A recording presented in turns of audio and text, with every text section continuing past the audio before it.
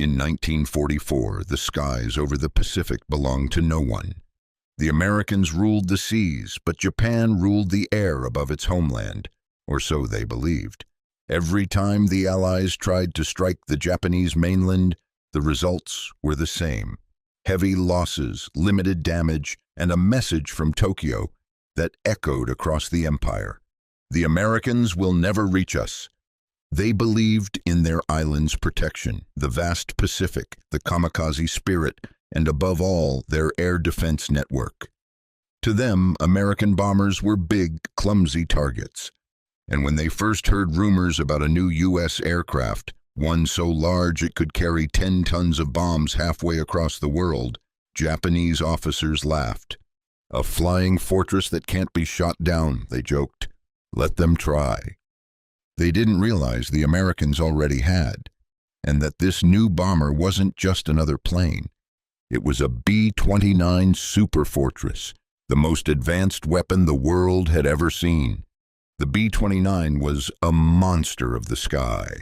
Its wings stretched longer than a city bus, its engines could carry it higher than any fighter in existence, and its pressurized cabin let the crew operate in altitudes so cold even frostbite froze solid. It wasn't just a bomber, it was a machine built for a single purpose: to end the war. When the first prototypes flew out of Boeing's Seattle plant in 1942, engineers called it a miracle of metal and math. It had remote-controlled gun turrets, a computer-assisted targeting system, and enough range to strike Tokyo from islands thousands of miles away. But like all miracles in war, it came at a cost. Each B-29 cost more than $600,000, as much as 10 P-51 Mustangs combined. Factories struggled to produce enough. Pilots died testing them. Engines caught fire mid-air. The bomber that would one day rain fire on Japan was born from blood and broken steel. Yet America pushed forward, because by 1944, the war in the Pacific was dragging on, and Washington needed something, anything, that could hit Japan directly. The answer was the Marianas Islands. From there, from newly captured Saipan, Tinian, and Guam, the B-29s could finally reach the heart of the empire. The Japanese High Command knew it. They issued an order: if we lose the Marianas, we lose the war. They were right, but they didn't lose immediately. They laughed first.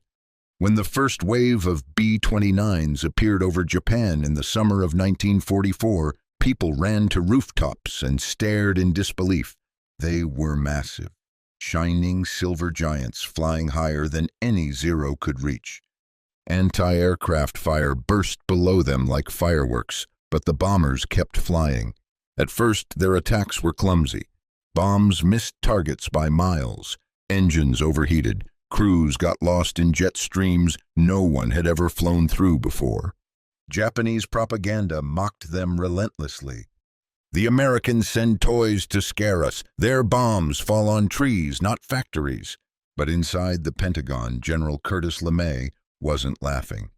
He studied every failed mission report. He knew precision bombing over Japan was impossible. The winds were too strong, the clouds too thick, and the targets too small. So he changed everything. He took the most expensive bomber in history and stripped it bare. No armor, no heavy guns, no formation flying.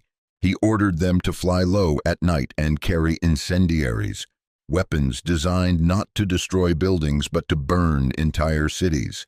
The crews thought he was insane, so did Washington. But LeMay didn't care about opinions, only results. His plan was simple. If Japan's cities were built of wood and paper, then he would turn those cities into fire. And so, on the night of March 9th, 1945, nearly 300 B-29s lifted off from the island of Tinian, bound for Tokyo. From the ground, Japanese civilians heard the sirens, looked up at the stars, and saw the first shadows cross the moon. They thought it would be another failed raid. They didn't know what was coming. Each B-29 carried clusters of small magnesium and napalm bombs, 1,665 tons in total. They dropped them in waves, one every few seconds, creating a chain of explosions that fused into a single living fire. The flames jumped from house to house, street to street, faster than people could run. The oxygen vanished. Those who didn't burn suffocated. By morning, 16 square miles of Tokyo were gone, burned to ash. Over 100,000 people were dead one single night, and the heart of the empire had melted into smoke. When Japan's military command surveyed the ruins, the laughter stopped. One officer wrote, "The city no longer exists. Only the wind remembers where it stood." The Americans called it Operation Meeting House. To this day, it remains the deadliest air raid in human history, deadlier even than Hiroshima or Nagasaki. And yet, for General LeMay, it was only the beginning, because now Japan was terrified, but still not surrendering. So he planned to burn them all. When the fires of Tokyo finally died, the city was no longer a city. It was a scar, a blackened wound stretching across the earth. Entire districts had vanished. The air was thick with ash and silence. But for the U.S. Army Air Forces, this was not the end of the mission. It was proof. Proof that the impossible had worked. That fire, not precision, would win the war. General Curtis LeMay stood over a map of Japan, his cigar burning low. One city was already gone. He pointed to the next. "We'll do it again," he said, "and again, until there's nothing left to burn." From the islands of Tinian and Guam, the B-29s rose nightly. Vast silver swarms glinting under moonlight, engines roaring like thunder over the Pacific. Each one carried death in its belly, incendiary clusters.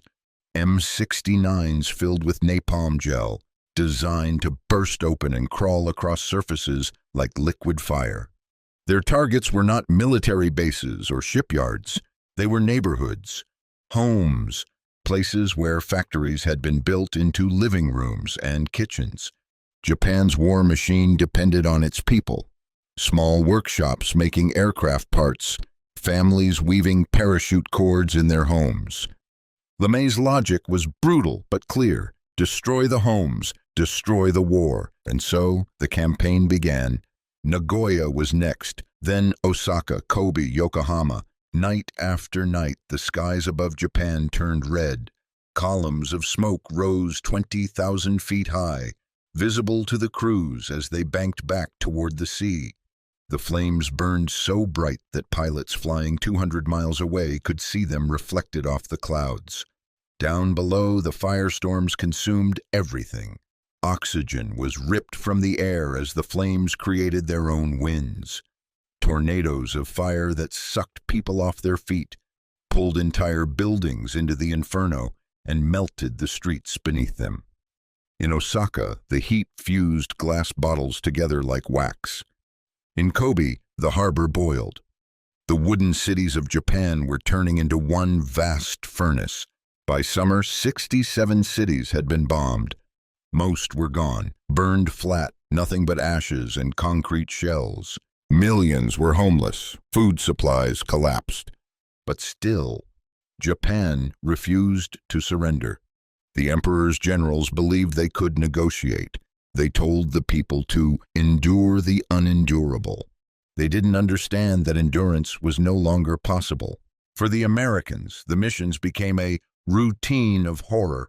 The B-29 crews flew 12-hour round trips through flak and storms, knowing that a single engine fire could turn the aircraft into a flying torch. Some bombers never made it back. Others crash-landed into the ocean, the Pacific swallowing their wreckage whole. Inside the pressurized cabins, young men watched the world burn below and told themselves it was necessary, that every flame, every scream meant one step closer to peace. They were right and wrong, and at the same time. LeMay's orders were relentless. Burn them until they quit. By July 1945, the campaign had reduced Japan's industry by 60%. Railways, ports, factories, all crippled.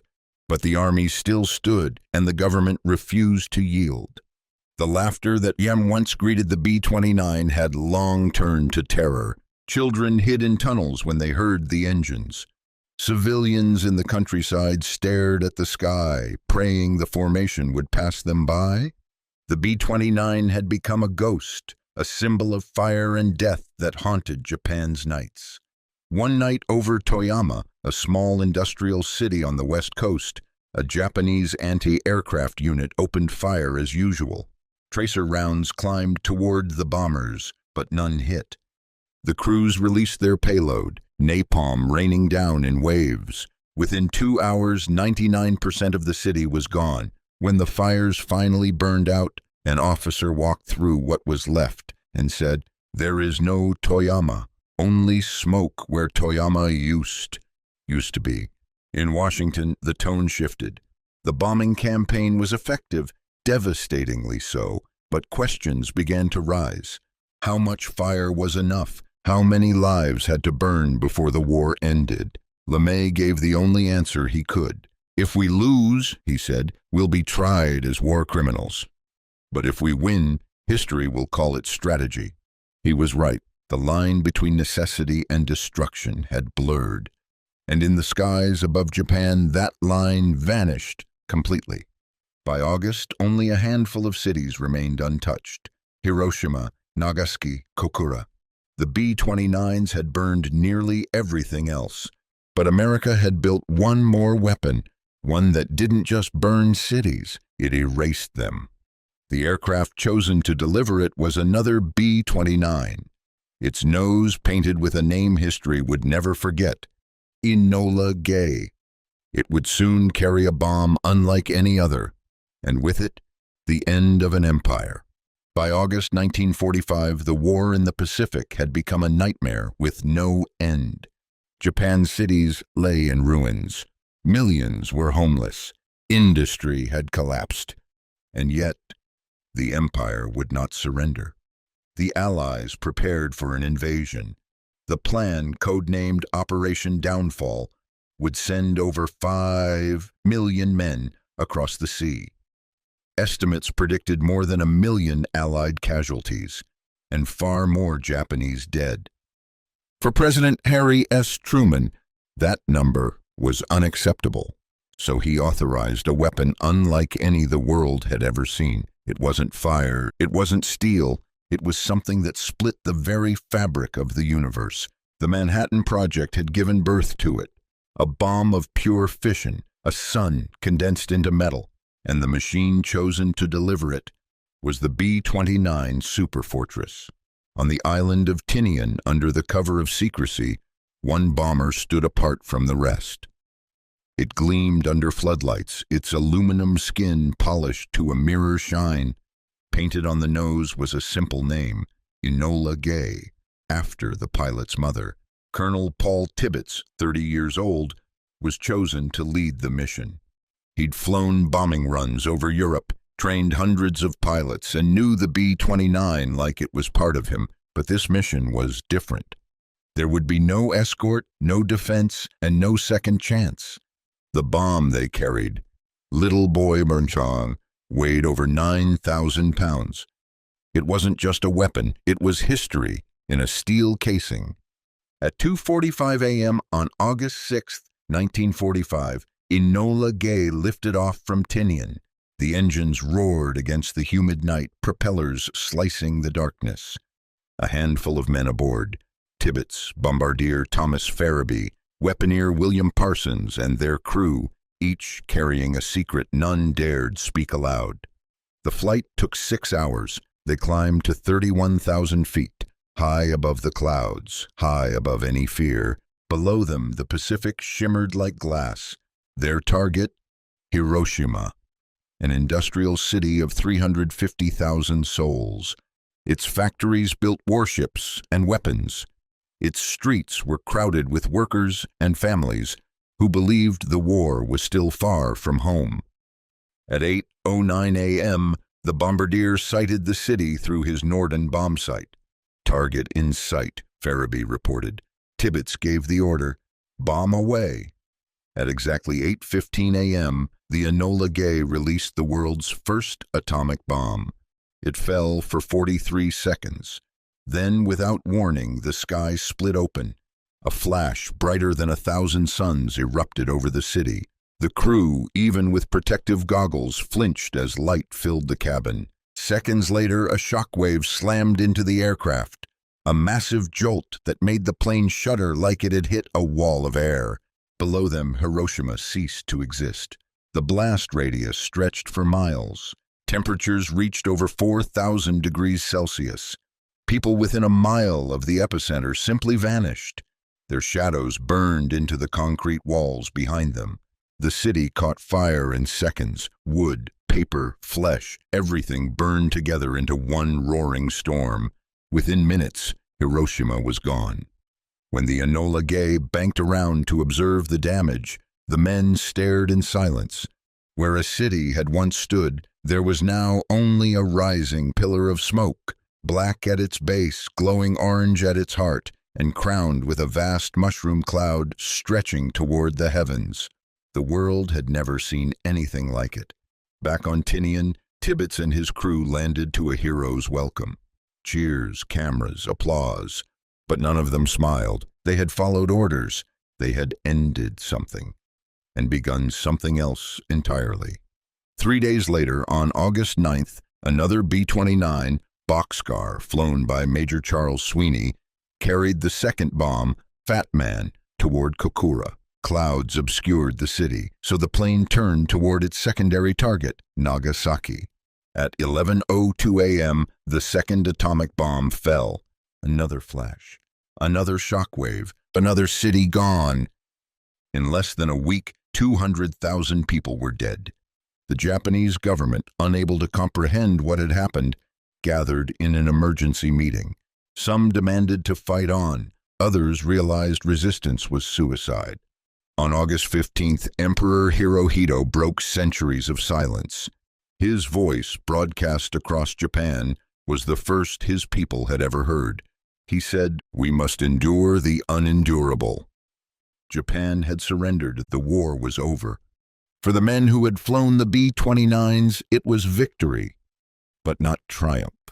Tibbets later said, "I did what I was told. I have no regrets, but I will never forget what I saw." The bomb had ended the war and begun the atomic age.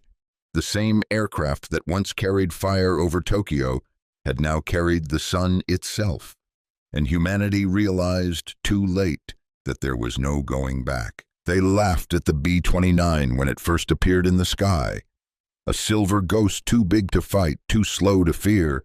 But by the time the war ended, that same machine had turned laughter into ashes. From the fires of Tokyo to the flash of Hiroshima, the B-29 didn't just change the war, it changed the world. August 1945. The war was finally over, but the silence that followed was not peace. It was shock. Across Japan, the survivors of Hiroshima and Nagasaki wandered through ruins that no longer looked like cities. They were wastelands of ash and twisted steel where shadows marked the places where people once stood. The air was thick with radiation dust. The rivers ran black. Children searched the rubble for family that would never answer. Doctors had no words for what they saw. Burns that would not heal, skin that fell away like paper, fevers that rose without cause. The Japanese had never seen such weapons before. No one had. The firebombs had destroyed their homes, but the atomic bombs had destroyed something deeper, their belief that war had rules. In Tokyo, the emperor's voice echoed through the radio static. The war situation has developed not necessarily to Japan's advantage. It was the closest he could come to saying defeat. And for the first time in history, the divine ruler of Japan spoke not as a god, but as a man. The people wept. Some bowed before their radios. Others simply sat in silence, unable to grasp that the empire of the rising sun had fallen to a single bomb. When American occupation forces landed weeks later, they expected defiance. Instead, they found ruins and resignation. Japan was beaten, starving, broken. The war that began with fire at Pearl Harbor had ended with fire from the sky. For the Americans, the mood was complicated. There was relief. The soldiers could finally go home. There was pride. The Pacific had been won.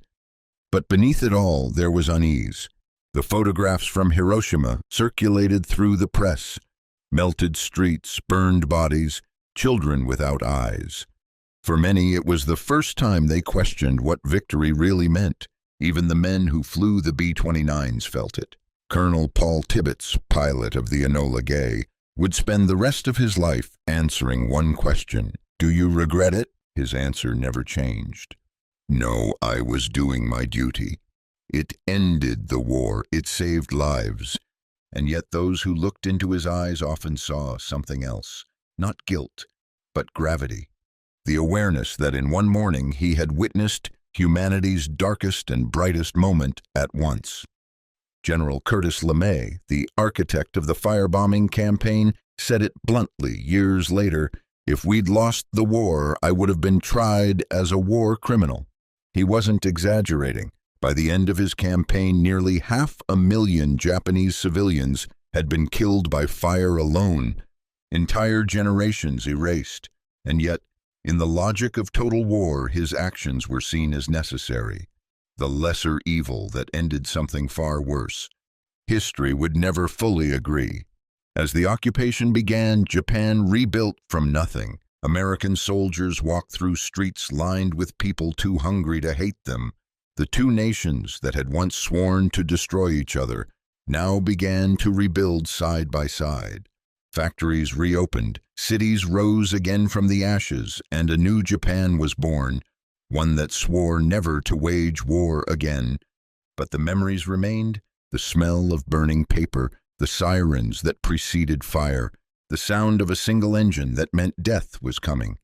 To this day, survivors, the Hibakusha, still tell their stories so that the world will remember what happened when man learned to burn the sky. And the B-29, the aircraft that had carried both the firestorms and the atom bombs, became a relic. Some were scrapped, some were displayed in museums, their polished metal skins reflecting the faces of schoolchildren who stared up at them in awe and disbelief. One still stands, suspended in quiet reverence at the Smithsonian, the Enola Gay, preserved exactly as it was that August morning. Visitors walk beneath it in silence.